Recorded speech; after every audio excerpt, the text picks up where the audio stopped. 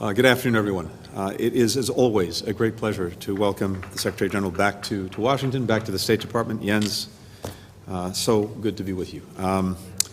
Before I begin, and with your permission, I just want to briefly update everyone on our efforts to assist Turkey and Syria in the aftermath of Monday's earthquakes. The loss of life has been truly staggering, shocking.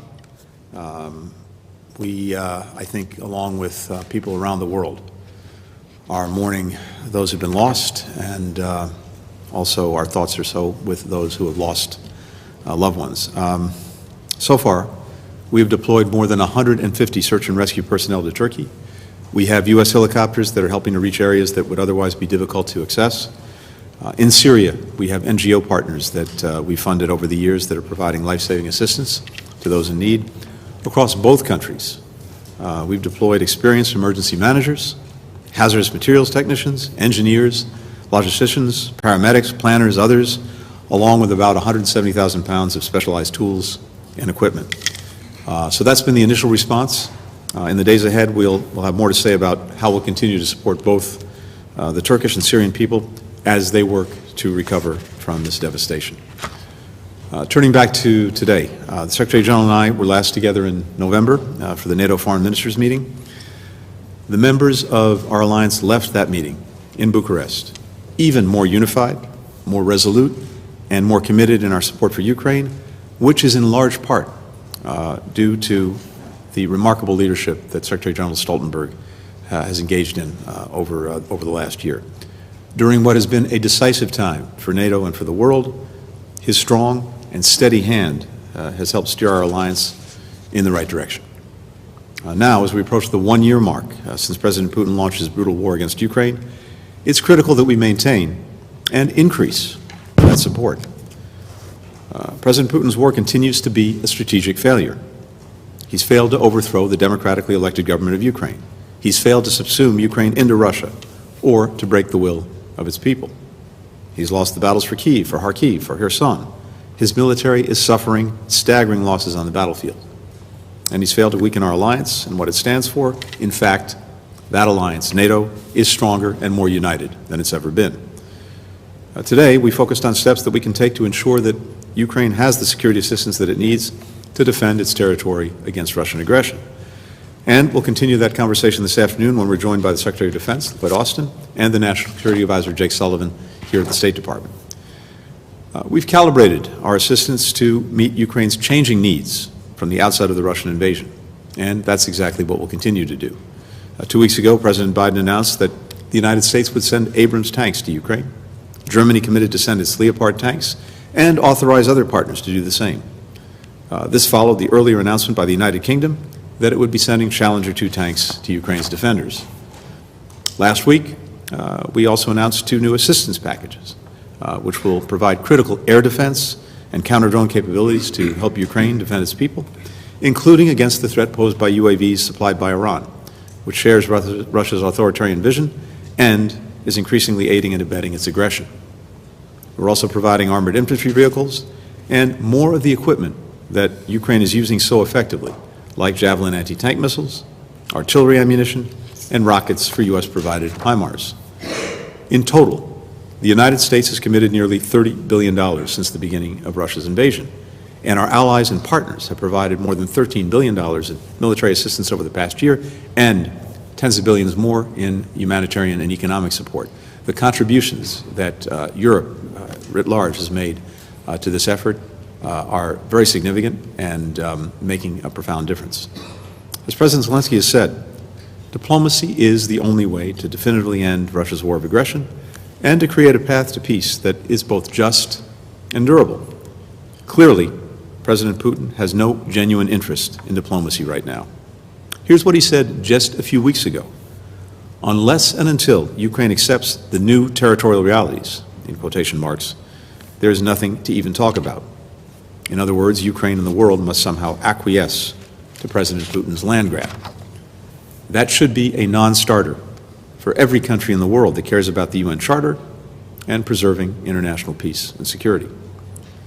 The best way to hasten prospects for real diplomacy is to keep tilting the battlefield in Ukraine's favor. This will help ensure that Ukraine has the strongest possible hand to play at a negotiating table when one emerges. We also discussed the systemic and tactical challenges that China presents to the alliance and the broader international system. Last week, Beijing violated international law and U.S. sovereignty with the presence of a Chinese surveillance balloon in U.S. airspace. This was an irresponsible act, in response to which we acted responsibly and prudently to protect our interests. There is an ongoing operation to recover the balloon's components. We're analyzing them to learn more about the surveillance program. We'll pair that with what we learned from the balloon itself, with what we gleaned based on our careful observation of the system when it was in our airspace, as the President directed his team to do. We'll also share relevant findings with Congress as well as with our allies and partners around the world. Senior administration officials are on the Hill this week, and we already shared information with dozens of countries around the world, both from Washington and through our embassies. We're doing so because the United States was not the only target of this broader program, which has violated the sovereignty of countries across 5 continents. In our engagements, we are again hearing from our partners that the world expects China and the United States to manage our relationship responsibly. That's precisely what we set out to do. We continue to urge China to do the same. We're also continuing to strengthen and broaden NATO's partnerships and weave them together in new ways. The United States welcomed the Secretary-General's visit to South Korea and Japan last week as an extension of those efforts, demonstrating the growing synergy between our Atlantic and Pacific alliances. And of course, we're very focused on the accession of Sweden and Finland to NATO. These countries are ready to bring their strengths to bear on our alliance. They're capable, they're trusted partners, they're strong democracies that are dedicated to the values that underpin the alliance. We'll continue to push for the completion of this process as we head toward the Vilnius summit in July. And as we look to Vilnius, our alliance is working to operationalize the strategic concept to make sure that NATO is fit for the future, including on challenges like emerging technologies, cyber defense, climate and energy security. These were all significant achievements under the leadership of Secretary-General Stoltenberg in bringing forward and having approved a new strategic concept for the alliance to reflect the realities of the moment we're living in and to project what we need to do into the future. So, it's a busy time, but we're confident about what our alliance can achieve.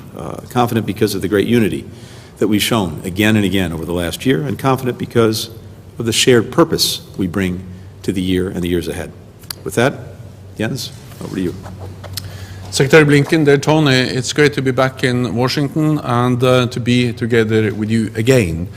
I would like to start by commending President Biden and the United States for providing such strong leadership at a time when we face the most serious security crisis in a generation. And thank you, Tony, for your personal commitment and your leadership on every issue related to NATO and the vital bond between America and Europe. Unwavering American leadership and bipartisan support have ensured that NATO allies are united like never before. And our unity makes a real difference. President Putin launched his illegal war or aggression almost a year ago. Since then, NATO allies have provided unprecedented support for Ukraine. Around $120 billion in military, humanitarian and financial assistance. As the biggest ally, the United States is playing an indispensable role in supporting Ukraine. European NATO allies and Canada have stepped up as well, contributing over half of the overall assistance, including tanks, advanced air defense systems, and other military equipment. Europeans have also welcomed almost 5 million refugees from Ukraine, applied unprecedented sanctions, and decoupled from Russian gas and Russian oil. This shows how much we can do when Europe and North America stand together. Today, we discussed the situation in Ukraine. Putin started this war of aggression, and he can end this war today by withdrawing his troops from Ukraine and coming to the negotiating table. But regrettably, we see no sign that Russia is preparing for peace. On the contrary, Moscow is preparing for new military offensives. So we must continue to provide Ukraine with the weapons it needs to retake territory and prevail as a sovereign, independent nation. If Putin wins, it will be a tragedy for Ukraine, but it will also be dangerous for all of us. It will send a clear message, not just to Putin, but also to other authoritarian regimes, that when they use force, they can achieve their goals.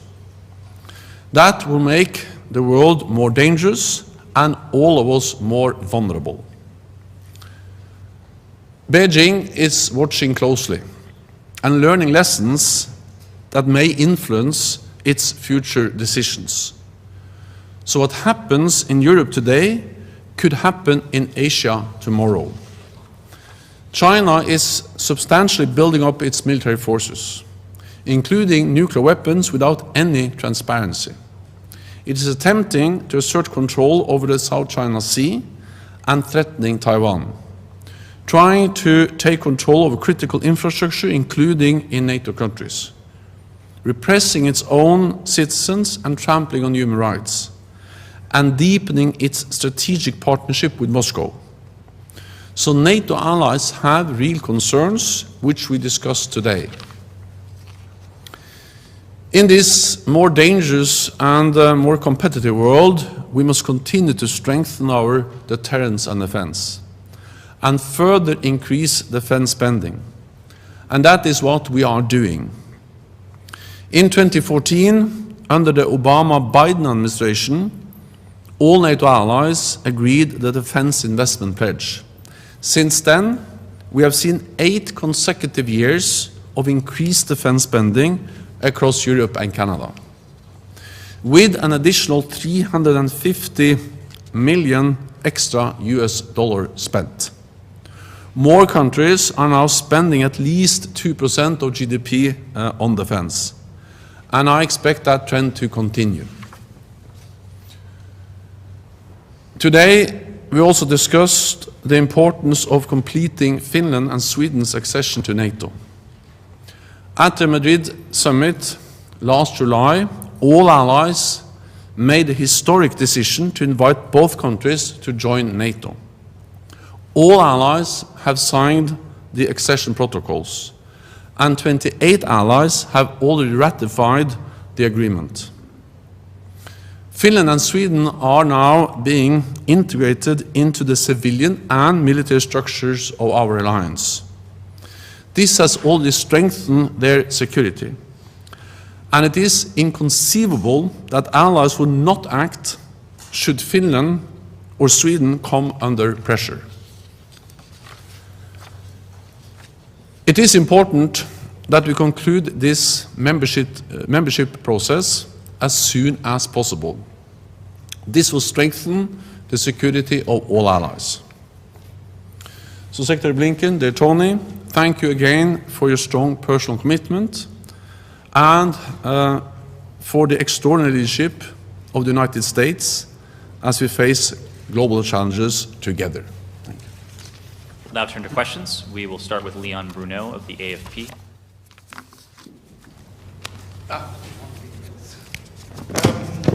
Hi there, Mr. Secretary and Secretary-General. Thanks for doing this.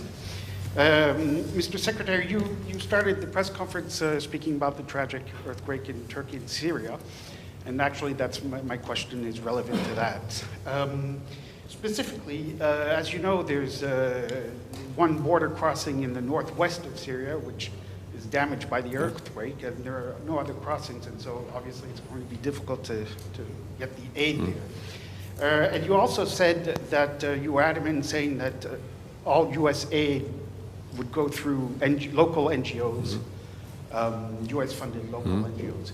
And so my question is this, I was wondering if the administration has had any contact at any level with the Syrian government, and if there were a request through the Syrian government, would the U.S., the administration accede to that request to coordinate aid for the Syrian people? And a question for the Secretary-General. Since Turkey is obviously a NATO member, could you provide us some detail on what NATO is actually doing to help the recovery efforts in Turkey?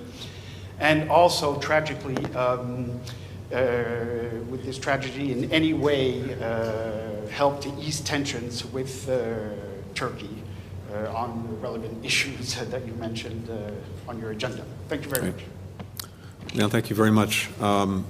With regard to Syria, I'm not aware of any contacts between the United States government and the Syrian government in recent days since the earthquake. But here's what we've been doing. If you go back to 2011, we provided more than $15 billion in assistance to the Syrian people through NGO partners, international NGO partners, partners on the ground in Syria. We're a leading provider of humanitarian assistance to Syria, to the Syrian people, not to the government. And working through these partners, we've tried to make sure that the assistance gets to where it's needed. And that's the people who are affected by the horrific war that Assad has waged on his own people since 2011. And now, in the case of the earthquake, to people affected by the earthquake. You're exactly right that there is one crossing that allows assistance to get into Syria from the outside, and that was disrupted by the earthquake. It's exactly why we have been fighting every single year, not only to preserve that crossing, it's authorized, as you know, by the United Nations, but to get additional ones, so that if a crossing was taken out of action, there would be other places that people could get humanitarian assistance in. And of course, year after year, Russia has sought to block those crossings or to limit them. And that only compounds the tragedy that people in Syria are now experiencing. Just a couple of hours after the earthquake, we sent out a call from the NATO headquarters to all NATO allies to provide immediate support to help Turkey with the consequences of the devastating earthquake. And I welcome that allies have stepped up and are now providing different types of support. Of course, the US, as Secretary Blinken mentioned, has already provided a lot of support, but also other allies are stepping up, and that's the continued message from NATO, is that we should support Turkey, a valued and important NATO ally, where we see human suffering and the devastating consequences of the earthquake. And of course, allies have also expressed their deepest condolences, it is heartbreaking to see all the suffering, but also to see how people and allies are now stepping up to provide as much help as possible. Tova Virogas, NRK. Question for Secretary Blinken. How important is it for the Biden administration that Sweden is also allowed to join NATO, not just Finland?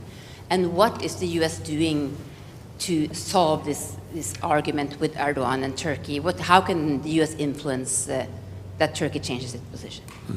Thank you. Well, first, this is not a bilateral issue between the United States and any other country. This is an alliance matter, and our view is very clear.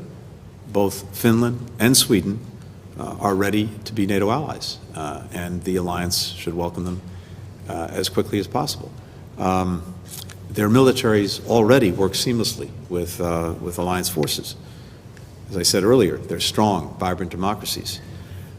We're confident that NATO will formally welcome both countries, and that will happen soon. And this will, in turn, enhance security across the entire Euro-Atlantic region. As this process continues, we are fully committed to Finland and Sweden's accession to the alliance. And again, I think you can see the strength of that support across the alliance. Nearly all countries took swift action. Our Senate overwhelmingly and on a bipartisan basis voted for their membership. And the time is right now to finalize that accession process and to welcome them as full members of NATO. We support the work that both countries have been doing with Turkey to address legitimate concerns that Turkey has brought to the table about its security. There's an ongoing process there, but as you know, both countries, Finland and Sweden, took significant steps to address concerns that Turkey raised. They made commitments under a memorandum of agreement that was signed in Madrid, and they are making good on the commitments that they've made. Again, we acknowledge Turkey's longtime security concerns. We appreciate the tangible actions that both countries, Finland and Sweden, have taken to address them. Nick Schifrin of PBS. Thank you very much. Mr. Secretary, forgive me, 2 questions for you, and then I'll turn to the Secretary General. Today, the British Prime Minister announced that the UK would provide fighter jet training, Western fighter jet training, to Ukrainian pilots, and would examine the possibility of providing Western jets to Ukraine. Why does the U.S. continue to oppose a step that the British government now believes would be helpful to Ukraine long term? And on the balloon, you've described now the network of aerial surveillance conducted by China in 5 continents. Do you believe that that network is run by the PLA Air Force, and do you believe Xi Jinping himself was aware of the balloon last week? And Mr. Secretary General, U.S. officials have described that Chinese surveillance balloons have flown over at least one European country. Is that something that NATO is aware of, and are you concerned about? Thank you. Thanks, Nick, very much. So, first of all, with regard to the balloon, we will have more to say about that in the days ahead. We are getting more information almost by the hour as we continue to work to salvage the balloon. We're learning from that, and as well, we're learning from what we saw and picked up as the balloon traversed the United States. As to who's responsible for that, China is. And it doesn't matter on one level which individuals may or may not have been responsible. The fact is, China engaged in this irresponsible action, a violation of our sovereignty and territorial integrity, and international law. And as we've noted as well, we're not alone in this. Countries across 5 continents have also had surveillance balloons overfly their territory, which is why we're sharing this information with others. We continue to look to China to act responsibly and as well to help us in managing this relationship responsibly. That's what we continue to look for. And I'm sorry, the first part of your question? Oh, the fighter jets.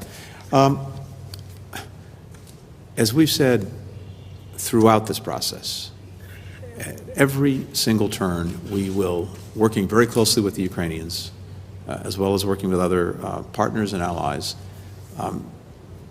work to make sure that Ukraine has what it needs, when it needs it to effectively defend itself, and to continue to take back the territory that's been seized from it by Russian forces. As the nature of the conflict, of the aggression has evolved, so too is the support that we provided. And what we did initially, in fact, before the Russian aggression itself, as we saw it coming, and wanted to make sure that Ukraine had in its hands what it would need to defend itself, we did these very significant drawdowns a year, more than a year and a half ago, back in September, before the aggression, Christmas before the aggression, and as a result, they had things like Stingers and Javelins on hand when Russia went at Kyiv, and they were able to repel the attack and push it back. At every step along the way, as needs have evolved, so too is what we have provided Ukraine, and that most recently took place with the decision to provide the Abrams tanks, and of course Germany providing the Leopard tanks, and other Europeans doing the same. We've also been very clear all along that what's vital is not just a particular weapon system, a piece of equipment. Equally important is the ability of Ukrainians to use it effectively, and that requires, in some cases, significant training. Equally important is the ability to maintain it. And then finally, all of that has to be brought together in a coherent strategy. All of those elements are important. It's a long way of saying this is an evolving process, and we will continue to make judgments about what we think Ukraine needs and what it can be most effective in using. We'll do that in very close consultation with the Ukrainians and, of course, in consultation with our partners. The Chinese balloon over the United States confirms a pattern of Chinese behavior, where we see that China over the last years has invested heavily in new military capabilities, including different types of surveillance and intelligence platforms. And we have also seen increased Chinese intelligence activities in Europe, again, different platforms. They use satellites, they use cyber, and as we've seen over the United States, also balloons. So we just have to be vigilant. We need to be aware of the constant risk of Chinese intelligence, and then step up what we do to protect ourselves. And we need also to react in a prudent, responsible and vigilant way, as we have seen the United States has reacted to this specific balloon over North America, the United States. I think it also highlights that security is not regional, security is global. What happens in Asia matters for Europe, and what happens in Europe matters for Asia, and also, of course, for North America. This was a message that was very much confirmed during my visit to Japan and South Korea, East Asia last week, where those close partners of NATO very much highlighted the importance of strengthening the cooperation between NATO and our partners in the Indo-Pacific to address the challenges that China poses to our security, to our values, and to our interests. And I think that the balloon over North America just confirms that pattern. We'll take a final question from Karen Eriksson of ND. Thank you very much. So back to Turkey then, because Turkey is now sending the signal that it might accept Finland but not Sweden into NATO, separating the processes. I wanted to ask you both, to what extent do you see this as a possible or viable path forward? Thank you. First of all, I think we have to remember that all allies, also Turkey, made an historic decision in July last year when all allies at the NATO summit in Madrid invited both Finland and Sweden to become members of the alliance. Then all allies, all 30 allies, signed the accession protocols, and so far already 28 out of 30 allies have ratified the accession protocols. These are historic decisions, and so far this has been one of the quickest accession processes in NATO's history, the quickest in NATO's modern history, because we have to remember that Finland and Sweden applied in May last year, and already in July they were invited, and now 28 out of 30 have ratified the protocols. They applied together, they were invited together, and 28 allies have already signed both protocols. I think it's important that we recognize the importance both for Finland and Sweden, but also for the whole alliance, that they become a member, that they will become members as quickly as possible. As part of the decision in Madrid, Finland, Sweden, and Turkey signed a joint memorandum on how to step up cooperation, not least in the fight against terrorism. Finland and Sweden have delivered on their commitments under that memorandum. I also expressed that view in my meetings with the Turkish leadership. So I'm confident that both will become a member, but I'm not ready to go into exactly when that will happen. What he said. Thank you, gentlemen. Thank you.